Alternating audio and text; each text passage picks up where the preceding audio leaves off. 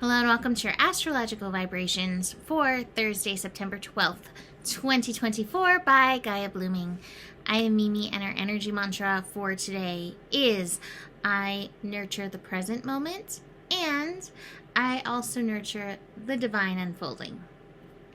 So today we have the Sun in Virgo squaring Jupiter. But what's also coming to mind, and I bring this up every so often, is a reminder that while we have the Sun in a sign, in this case Virgo energy,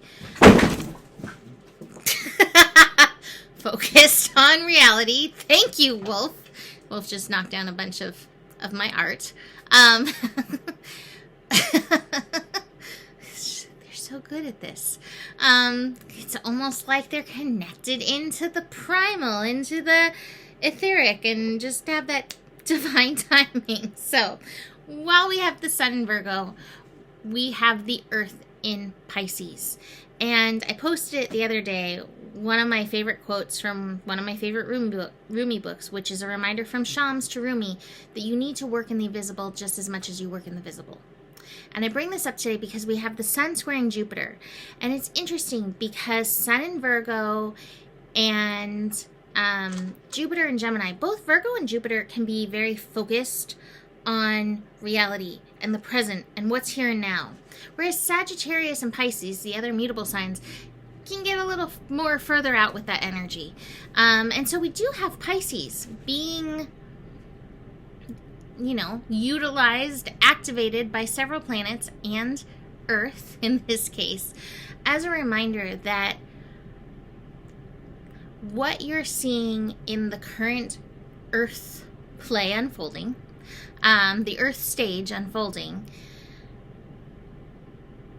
are small pieces of the puzzle, and that there is a larger plan and greater understanding in the esoteric realms.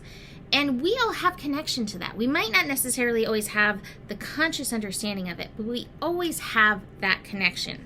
And the top of the cards today is the inner voice. And so as we have the Sun in Gemini squaring, getting it backwards, the Sun in Virgo squaring Jupiter and Gemini. It's so good when I listen to myself as I blurt this all out. As we have this square, our attention is very much here on what's unfolding in all the realms, all the layers of what's happening, whether it's political, whether it's in your life, what's happening in your family, what's happening in the news, what's happening in showbiz, what's happening in the media, all those realms, right? We have so many things feeding us that. Do not forget to check in on these other layers, because it will be in these other layers that we understand, like, while this can look like a dumpster fire, there's cosmic purpose in the unfolding. So our work is nurturing ourselves in the present, but also remembering to stay abreast, to keep in touch with the spiritual. Now, this Virgo Gemini energy, they're coming from two different places. It's wisdom from two different places. And in this square, we may find ourselves hashing out those energies in some ways. We may find ourselves feeling conflicted, feeling challenged by others' viewpoints. And I think that there's a lot of times reasons when we have others' viewpoints, even if we don't agree. And it's kind of like, I don't know, the cosmic checks and balances to keep us moving in the right direction for what needs to unfold. So keep that in mind, because, as the Sun and Jupiter square in these mutable informational energies of Gemini and Virgo, it can feel so aggravating when somebody just doesn't get your point and get your side, especially when you're so earnest and you're so heartfelt about it. And I think that's so much of the world right now. But I also think that there is a plan that is meant to divide.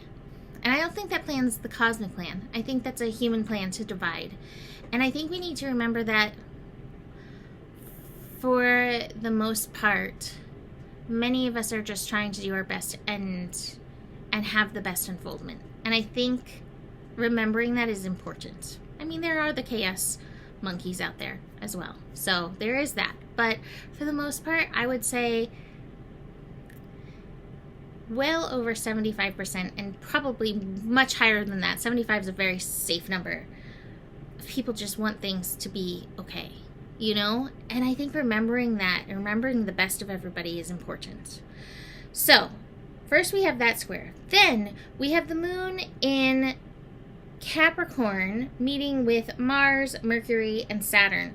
That Moon-Mars energy also feels really potent.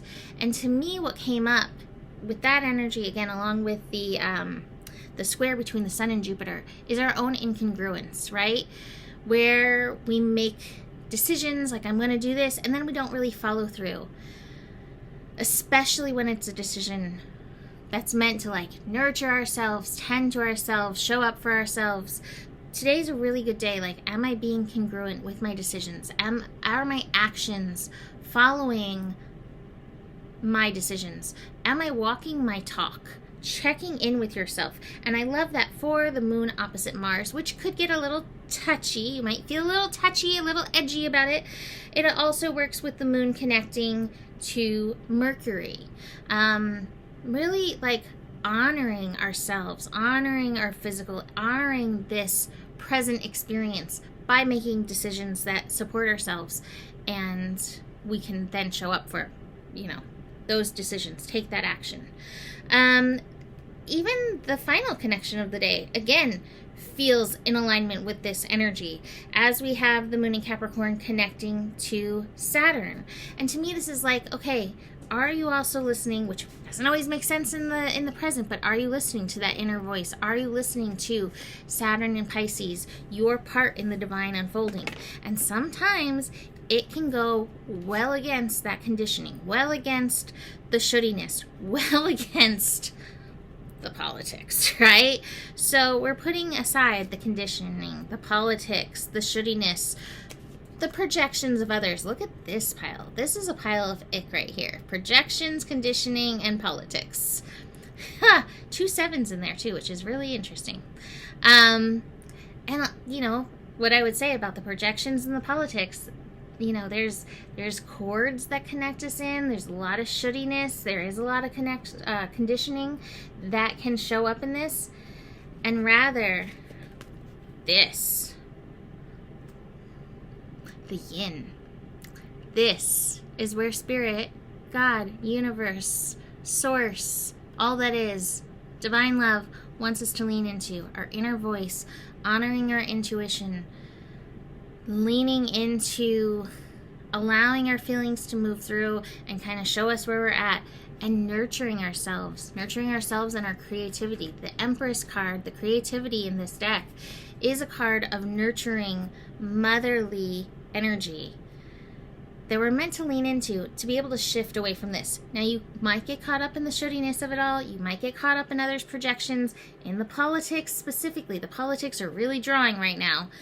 If social media is any indication, the politics are really drawing right now.